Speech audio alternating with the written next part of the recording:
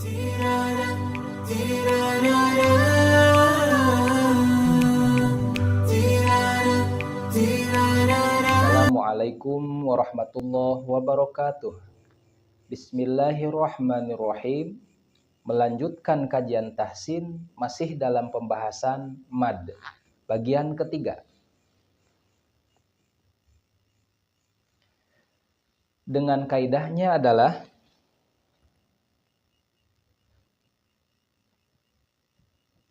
tak seperti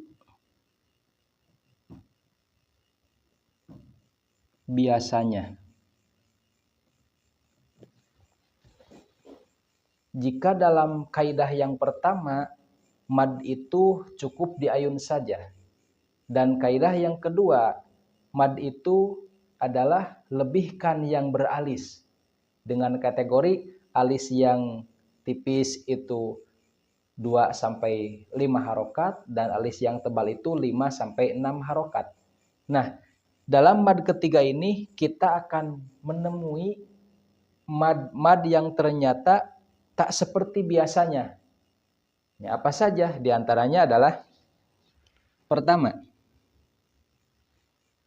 kita akan sering menemui mad yang huruf berharokat fathah dan selanjutnya ada ya sukun atau waw sukun. Nah, dalam istilah tajwid ini disebut mad lin. Nah, sehingga ini pun termasuk mad. Ya, kan biasanya fathah itu diikuti dengan alif, itu mad tobi atau mad asli. Namun ini fathah diikuti dengan ya sukun atau waw sukun. Nah, maka ini madlin dan hukum atau ketentuannya adalah 2 harokat. 2 harokat. Kita ambil contoh watawasau bil haqqi watawasau. Nah, itu 2 harokat. Itu yang pertama. Yang kedua, kita akan sering menemukan huruf mad asli atau tobi'i yang menghadapi huruf hidup. Entah itu berharokat fathah atau kasroh atau dhammah atau fathatain, kasrotain atau dhammatain. Namun kita ingin berhenti di huruf ini, nah sehingga memerlukan harokat sukun. Nah, maka dalam kaidah tajwid disebut mad arid lis sukun. Nah, bagaimana ketentuan membaca mad untuk mad arid lis sukun ini? Maka ketentuannya adalah boleh 2 harokat sampai 6 harokat. Contohnya di kalimat ar-rajimi, ar-rahimi, bismillahirrahmanirrahim. Asalnya himi, namun kita akan sukunkan diminya. Bismillahirrahmanirrahim. Nah, boleh 2 boleh atau sampai 6. Nah, itu ketentuan yang kedua. Dan ketiga, termasuk kalau misalkan ini yang pertama, yang madlin mau disukunkan, maka itu pun bisa sampai 6 harokat ya. Contohnya seperti li'ilafi Quraisy, itu ya yang menjadi 6 harokat. Boleh. Nah, yang ketiga, kita lanjut. Kita akan menemukan huruf ha dhamir. Nah, dengan harokatnya domah berdiri atau kasroh berdiri, atau hak domirnya dengan hak sambung. Nah, seperti ini kurang lebihnya. Sama dengan harokatnya domah berdiri atau kasroh berdiri. Namun kita ingin mewakofkan, ingin berhenti bacaan kita di huruf hak berdiri ini, hak domir ini. Nah, maka cara membacanya adalah tidak perlu dipanjangkan 2 harokat, alias dianggap sukun saja ya. Jadi tidak perlu dipanjangkan. Kita ambil contoh. Akhladahu.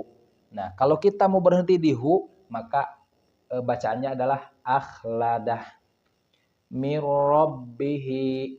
Nah, kalau kita ingin berhenti di hi, maka mirrabbih. Nah, itu yang ketiga.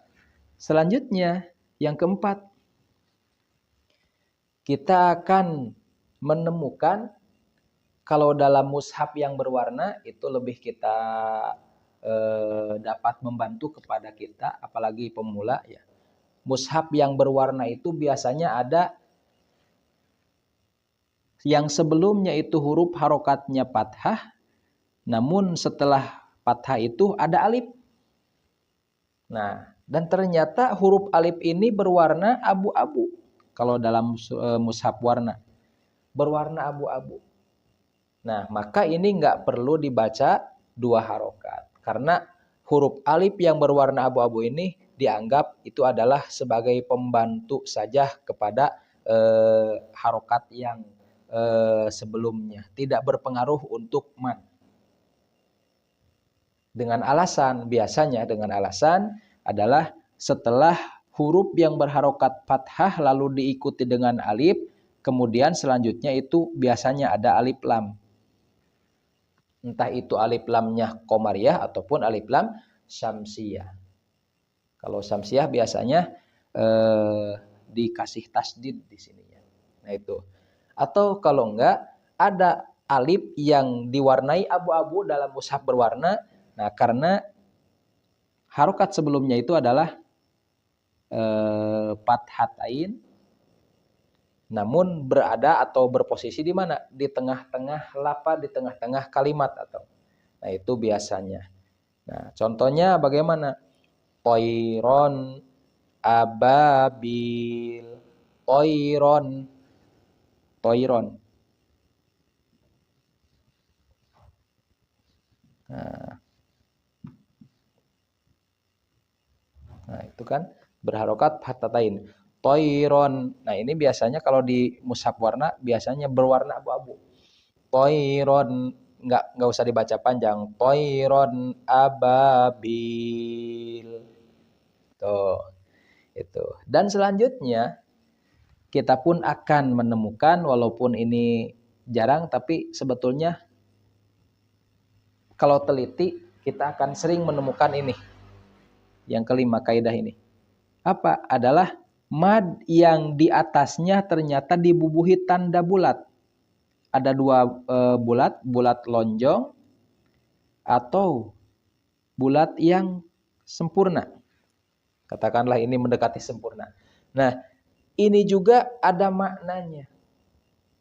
Ketika kita menemukan huruf mad yang ternyata di atasnya dikasih tanda bulat lonjong seperti ini, maka ketentuan bacaannya adalah kita harus memanjangkan bacaan tersebut ketika kita ingin berhenti di huruf yang bertanda lonjong ini. Namun ketika kita akan mewasolkan atau menyambungkan, maka tidak perlu dibaca panjang, tidak perlu dibaca mad. Nah, bedanya dengan yang ini, kalau yang bulat sempurna seperti ini atau mendekati sempurna, maka mau itu diberhentikan di sana bacaannya ataupun mau disambung tetap tidak dibaca panjang. Itu perbedaannya. Sekali lagi, kalau yang lonjong adalah ketika kita ingin berhenti atau wakaf di sana di huruf yang bertanda lonjong ini, maka madnya difungsikan dua harokat. Kalau disambung maka tidak difungsikan. Saya ambil salah satu contohnya, yakni di surat Al-Insan ayat 15 sampai 16. Ada kalimatnya kanat maaf. Ini.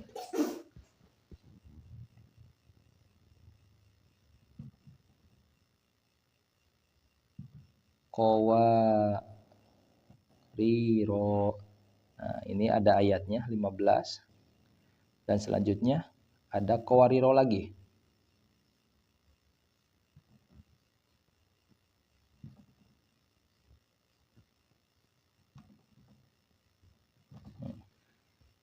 Kanat qawariro. Di sini ada, kalau kita jeli memperhatikannya, ada bulat lonjong.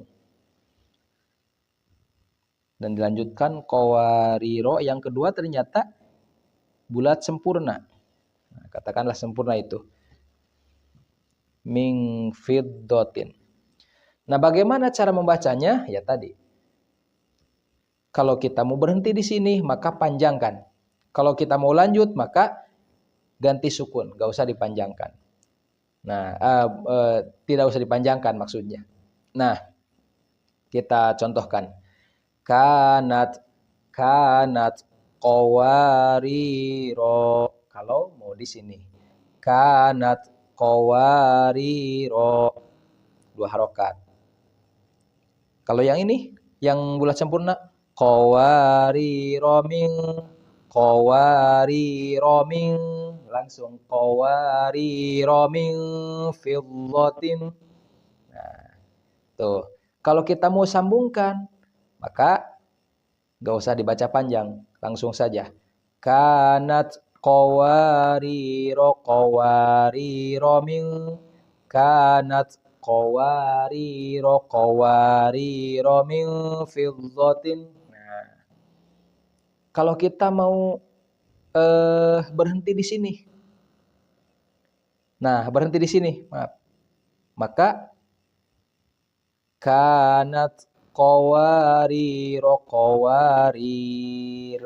Nah, di sini disukunkan. Kanat qawariro qawarir. Yang ini dipendekkan karena kita mau wasol, tapi yang ini disukunkan. Qawariro qawarir. Nah, seperti itu.